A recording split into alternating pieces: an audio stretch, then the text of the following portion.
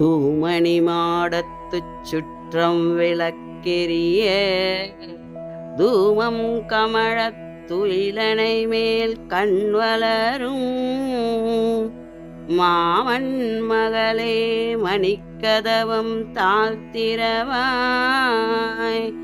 மாமீரவரை எழுப்பீரோ உம்மகள்தான் ஊமையோ அன்று செவிடோ அனந்தலோ ஏமப்பெருந்தில் மந்திரப் பாட்டாலோ மாமயான் மாதவன் வைகுந்தன் என்றென்றும் நாமம் பலவும் நவின்றேலோரெம்பாவா.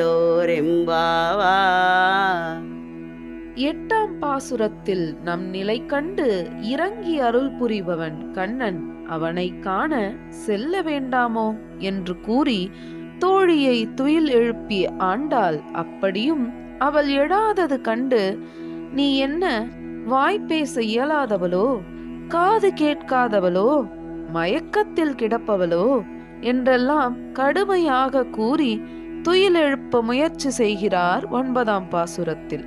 பரிசுத்தமான மாணிக்கங்களால் கட்டப்பட்ட அழகிய மாளிகையில் நாலாபுறமும் விளக்குகள் பிரகாசமாக எரிகின்றன. அகில், சந்தனம் முதலியவற்றின் வாசனை புகையால் அங்கே மனம் கமழ்கிறது. அத்தகைய மாளிகையில் மென்மையான படுக்கையின் மீது நித்திரையில் ஆழ்ந்திருக்கின்ற மாமன் மகளே, மாணிக்க கதவின் தாழ்பாலை திறப்பாயாக. மாமியே, உள்ளே உறங்குகிற உன் மகளை எழுப்ப மாட்டீர்களா?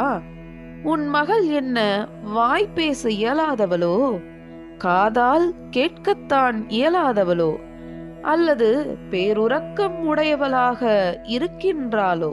படுக்கையில் விழுந்து நினைவற்றவள் போலே ஆழ்ந்த மயக்கத்தில் கிடக்கின்றாளோ, அல்லது மந்திரவாதத்தால் கட்டுப்பட்டு உணர்விழந்து இருக்கின்றாளோ? அளவிடப்பட முடியாத ஆச்சரிய செயல்களை உடையவன் அந்த மாயன். திருமகள் மாதவன் அவன். அவனை மாயவனே, மாதவனே, திருவைகுண்டநாதனே என்றெல்லாம் பலவாறு சொல்லி துதிக்கின்றோம். இப்படி எம்பெருமானின் திருநாமங்கள் பலவற்றையும் வாயார கற்றிருக்கிறோம்.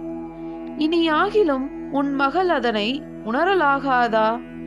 பாவையே, எழுந்து வா என்று தோழியை துயில் எழுப்புகிறார் ஆண்டாள். எங்களுடைய பதிவு உங்களுக்கு பிடித்திருந்தால் லைக் பண்ணுங்க, ஷேர் பண்ணுங்க. மீண்டும் தொடர்ந்து இது போல பல பதிவுகளை பார்ப்பதற்கு எங்கள் சேனலை சப்ஸ்கிரைப் செய்து பெல் ஐக்கானை கிளிக் செய்து கொள்ளவும். நன்றி, வணக்கம்.